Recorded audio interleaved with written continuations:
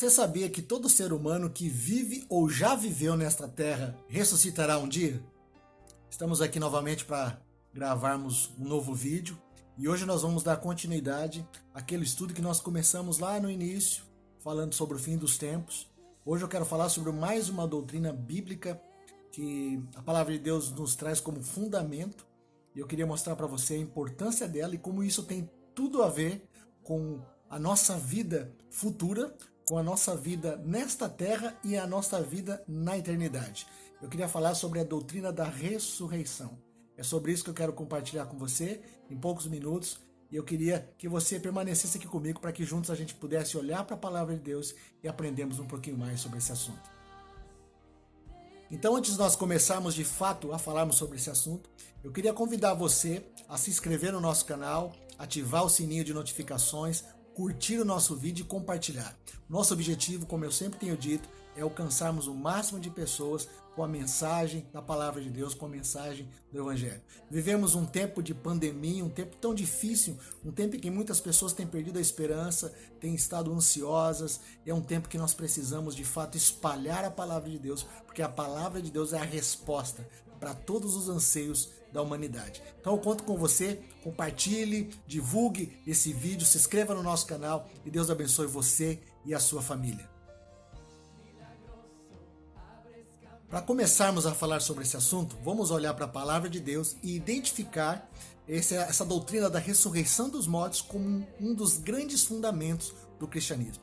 A Bíblia diz lá em Hebreus capítulo 6, verso 1 e verso 2 o seguinte: por isso, deixando os rudimentos da doutrina de Cristo, prossigamos até a perfeição, não lançando de novo o fundamento do arrependimento das obras mortas, o da fé em Deus, o da doutrina dos batismos, o da imposição de mãos e da ressurreição dos mortos e do juízo eterno.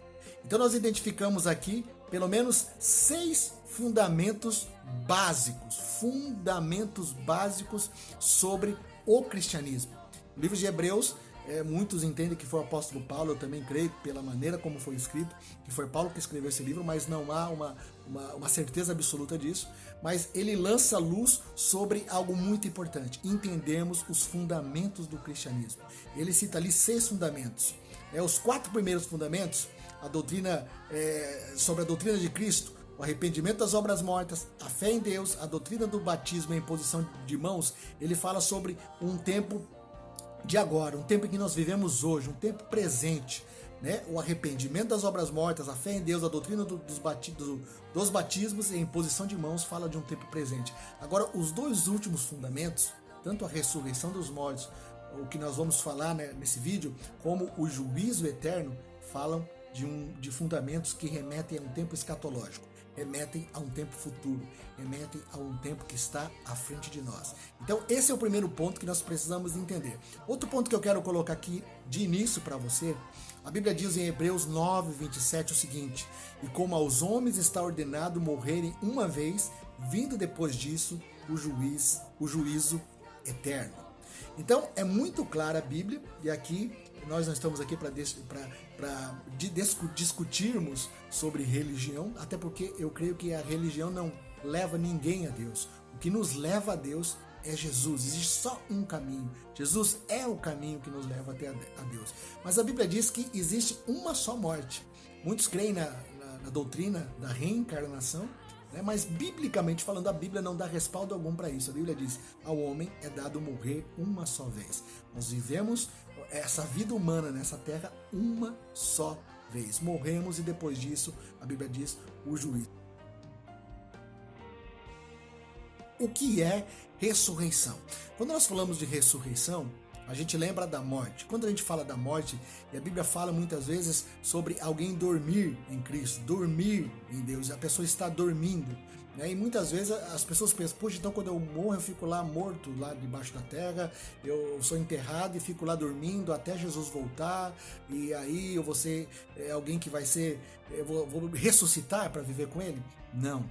Quando nós olhamos para a palavra de Deus, estudamos isso e prestamos atenção naquilo que Jesus falou, naquilo que os apóstolos ensinaram, naquilo que a Bíblia por completo nos mostra, nós vemos que essa questão de dormir não diz respeito ao espírito e à alma do ser humano, diz respeito ao corpo. Perceba algo interessante. A Bíblia conta o exemplo de Lázaro e do rico. Eu vou colocar aqui o texto bíblico para você, é só para você saber onde está. A Bíblia conta que Lázaro e o rico. Lázaro era um homem pobre que vivia às portas do rico, e esse rico nunca parou para ajudar o Lázaro. E quando os dois morreram, a Bíblia diz que Lázaro foi para um lugar maravilhoso, foi estar com Deus, foi para o seio de Abraão, a Bíblia chama nesse exemplo.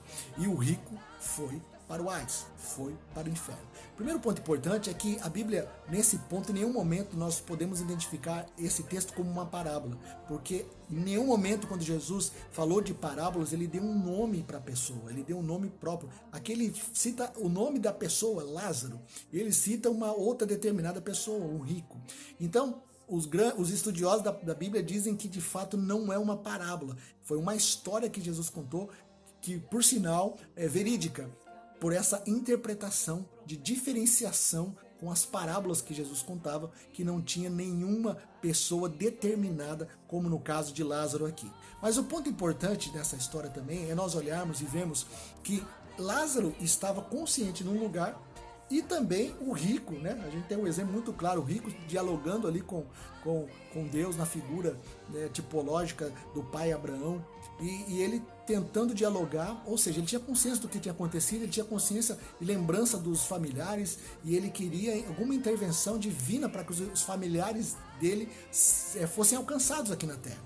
Então nós vemos aqui uma ideia de que ele não estava, quando morreu, não ficou no túmulo debaixo da terra. A alma e o espírito desse homem, desses dois homens, estavam em lugares distintos, mas estavam vivos. O que estava dormindo era o corpo. Então, quando nós falamos de ressurreição, é a ideia do nosso corpo voltar a ter vida.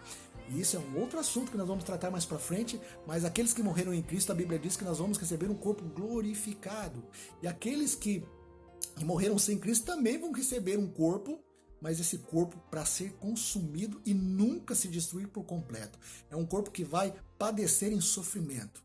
Pensa numa coisa terrível que a Bíblia fala sobre esse assunto. Outro exemplo dessa questão da ressurreição, que é o corpo do ser humano que volta a ter vida, esse corpo glorificado para os que nasceram de novo, para aqueles que morreram em Cristo, e esse corpo que vai ser trazido de volta para um sofrimento eterno para aqueles que morreram sem Cristo, é a questão do ladrão da cruz. A Bíblia diz que existiam dois ladrões ao lado de Cristo, e um deles acusava Jesus, o outro defendia Jesus, e aquele que falou para Jesus: olha, Jesus, lembra-te de mim quando entrares no teu reino. Jesus disse o que para ele? Hoje mesmo estarás comigo no paraíso. Ou seja, o ladrão morreu e ele não ficou debaixo da terra esperando a ressurreição dos mortos. Não, o espírito e a alma desse ladrão, olha só, ele inaugurou o paraíso, hein? Como a graça e o amor de Deus é maravilhoso. Ele, naquele mesmo instante, naquele mesmo dia, a Bíblia diz, ele estava com Jesus. O que ficou ali esperando a ressurreição, e está esperando a ressurreição ainda, é o corpo daquele homem que um dia vai ser trazido de novo da terra e vai receber um upgrade, né? Vai ser algo glorioso. A Bíblia fala que o corpo que nós vamos ter é o mesmo corpo que Cristo tem após a sua ressurreição. Em Apocalipse também nós temos outro exemplo disso. A Bíblia fala que existe santos clamando diante do trono de Deus. Paulo também diz que ele ansiava partir e estar com Cristo. Ou seja, essa questão de partir, de morrer, de passar dessa para outra, não é que a gente vai ficar debaixo da terra esperando. As pessoas que morreram em Jesus não estão lá no cemitério aguardando. Não, o espírito e a alma delas estão já com Cristo. O que vai ressuscitar naquele dia são os corpos que morreram, ficaram na terra, mas vão ressuscitar de uma maneira gloriosa. Aqueles que nasceram em Cristo, aqueles que morreram em Cristo, nasceram de novo e morreram em Cristo. Agora, aqueles que morreram sem Jesus, não vai ser fácil, não.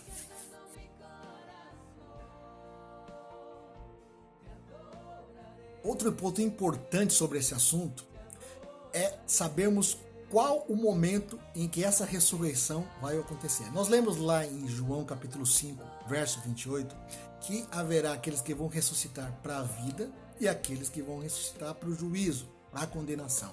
Então, quando uma parte vai ressuscitar e quando a outra. Quando esse pessoal para a vida vai ressuscitar, e eu espero que, em nome de Jesus, cada um de nós estejamos nessa ressurreição. Se você já recebeu Jesus, tenha certeza disso. Se você morrer hoje, você vai estar naquele dia na primeira chamada. Agora a Bíblia fala sobre um outro grupo que vai ressuscitar para o juízo, para a condenação. E existem momentos diferentes. Nós não vamos entrar a fundo sobre isso, até porque o ponto aqui nós falamos sobre o princípio, sobre o fundamento da ressurreição dos mortos, mas é importante nós sabermos. Para nós entendermos um pouco, sem entrarmos nas discussões teológicas sobre o assunto, que eu já citei aqui para vocês, que existem mais, mas pelo menos as 3 mais importantes linhas que defendem a questão da escatologia, do final dos tempos, sobre a vinda de Jesus. Existe uma corrente que defende que o arrebatamento, que é a grande discussão, quando vai ser o arrebatamento da igreja, né? A primeira corrente defende que o arrebatamento da igreja será antes da grande tribulação, certo? Esses são chamados os pré-tribulacionistas. Antes da tribulação, Jesus vem e aqueles que estão vivos são arrebatados e os mortos em Cristo ressuscitarão. Inclusive a Bíblia fala, os mortos em Cristo ressuscitarão primeiro e aqueles que estiverem vivos serão arrebatados. Num abrir e fechar de olhos estarão com o Senhor nos ares. Que coisa fantástica, né? Agora, para os médio-tribulacionistas, que são aqueles que entendem que Jesus voltará no meio da grande tribulação, lembre que a tribulação, nós falamos disso já nos vídeos anteriores, que a grande tribulação é dividida em 2 períodos de 3 anos e meio. Primeiro período, 3 anos e meio, todas as nações vão aceitar o anticristo, inclusive Israel, mas depois de 3 anos e meio, primeiro para o segundo, haverá um racha. Na verdade, o anticristo vai se manifestar e mostrar quem de fato ele é, porque na primeira metade ele vai ser alguém aceito, alguém bom, alguém que faz tudo de bom, alguém reconhecido, mas depois ele vai de fato se revelar, vai perseguir Israel e a coisa vai ficar complicada. Para os médio-tribulacionistas, eles creem que nesse momento, quando Jesus vir, haverá o arrebatamento da igreja. Agora, para aqueles que creem que o arrebatamento será depois da grande tribulação, depois dos 7 anos, né? A igreja vai passar todo esse período da grande tribulação, o arrebatamento seria no final da grande tribulação. Então, sempre que você pensar no arrebatamento, ligando aquilo que a Bíblia fala, é o momento em que aqueles que morreram em Cristo, quando Jesus voltar, se nós estivermos mortos em Cristo, morremos crendo em Jesus, nós vamos ressuscitar nesse momento da vinda de Jesus.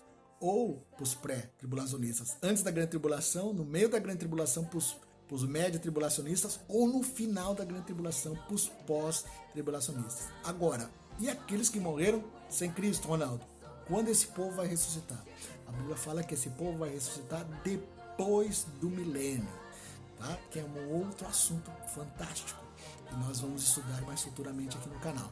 Mas o pessoal que vai ficar para a segunda chamada, por isso que a Bíblia diz, bem-aventurado aquele que foi encontrado na primeira chamada, na primeira ressurreição. Não fala chamada, tá, pessoal? É uma brincadeira aqui. Mas aquele que foi encontrado na primeira vinda. Quando Jesus voltar, aqueles que morreram em Cristo vão ressuscitar. Os que estiverem vivos serão arrebatados. Agora, os que não ressuscitarem nessa primeira chamada vão ressuscitar só depois do milênio para o juízo e condenação eterna. Ronaldo, tá meio confuso isso, não consegui entender muito bem. Eu vou fazer rapidinho uma cronologia para você aqui, tá bom? Levando em conta aquilo que eu falei anteriormente, tá? Não vamos discutir linha teológica aqui. Se você é pré-tribulacionista, se você é médio-tribulacionista ou é pós-tribulacionista, não importa. O importante é nós estarmos preparados para qualquer situação. Antes da tribulação, no meio ou no final da tribulação, nós precisamos estar prontos para esse momento histórico que vai ser o nosso reencontro com Jesus. Mais uma pequena cronologia, tá bom? Por exemplo, a grande tribulação começa a acontecer, né? Ou antes da grande tribulação, para os pré-tribulacionistas, Jesus volta, os mortos ressuscitam, os que estão vivos são transformados e eles são arrebatados. Então todo mundo sobe. Subiu a primeira chamada, né? Ronaldo, não vai ter mais salvação depois? Vai ter salvação depois. A Bíblia fala e mostra claramente que na grande tribulação pessoas serão salvas, mas não é assunto para agora, tá bom? E por ocasião do arrebatamento, os mortos vão ressuscitar e os que estão vivos vão ser transformados e todos subiram. Acabou a primeira ressurreição antes do milênio. O milênio vai ser depois da grande tribulação, quando Jesus vai voltar, no final da grande tribulação, colocar a coisa no lugar, tá? Tô passando bem por cima porque não é o assunto do vídeo. E aí, depois do milênio, que são 1000 anos de Jesus reinando na Terra, Jesus vai reinar nessa terra. Imagine o homem Deus, o homem judeu assentado ao lado de Deus hoje no trono, se assentará no trono humano em Israel, e ele vai colocar tudo no lugar. Durante 1000 anos, a igreja, nós reinaremos com ele nessa terra. A Bíblia diz isso claramente. Isso é fantástico e maravilhoso. No final dos 1000 anos, nos 1000 anos vai acontecer muita coisa, é um outro assunto para outro vídeo, mas no final dos 1000 anos, vai haver o juízo final. Né? Que aí sim Satanás vai ser lançado no lago de fogo e aí não tem mais para ninguém. A Bíblia diz que o pecado será extirpado da terra. Nós nunca mais vamos ter problema com o pecado. Glória a Deus por isso. Quando nós estivermos vivendo com Jesus, já vamos estar totalmente vivendo uma realidade totalmente diferente desse mundo que vivemos, em trevas, em malignidade. Mas depois desse momento, do fim do milênio, o pecado será extirpado definitivamente da história da Terra e da humanidade. Então, aí depois do milênio, o pessoal que morreu sem Cristo vai ressuscitar para ser julgado e condenado. Então, o meu conselho para você é: seja encontrado na primeira lista. Ou, se você estiver vivo e precisar passar pelo sepulcro, você vai ser arrebatado. Ou, se você morrer, quando Jesus voltar, você ressuscita na primeira chamada. Não deixa para a segunda, porque a segunda chamada, a coisa vai ser feia. E não vai ter mais saída. O tempo é agora. O tempo é hoje. Por isso eu aproveito aqui, se você não conhece o Evangelho, se você não conhece Jesus, se esse vídeo chegou até você, é porque Deus tem algo na sua vida. Ele tem algo para fazer em você e através de você. Jesus morreu por causa de você. Jesus tem uma vida nova para você. Não apenas essa terra, Ele tem uma vida eterna para você com Ele. Ele te criou para que você o conheça. Ele te criou para que você viva com Ele eternamente. Então, se você quiser agora receber Jesus na sua vida como seu Senhor e Salvador, você pare aí, feche seus olhos e ore comigo essa pequena oração. Diga assim: Senhor Jesus, eu recebo você como meu Senhor e Salvador. Eu me arrependo dos meus pecados e eu creio no meu coração que você é o meu Salvador. Vem habitar em mim. A Bíblia diz que se você orar isso e crer no seu coração, confessando com seus lábios quem Jesus é, você é salvo. E a partir daí você começa uma caminhada. Aí você vai começar a viver uma vida nova com Jesus. É claro que eu te aconselho a procurar um lugar onde pessoas professam a mesma fé que você, para que possam te ajudar nessa nova caminhada de vida. Pessoal, eu quero concluir esse vídeo dizendo a você: nós precisamos estar nesse primeiro momento, nessa primeira ressurreição. A Bíblia chama de bem-aventurado aqueles que foram encontrados na primeira ressurreição. Se você tem Jesus na sua vida, fique seguro, fique firme. Você é uma pessoa que já está com seu bilhete da salvação reservado.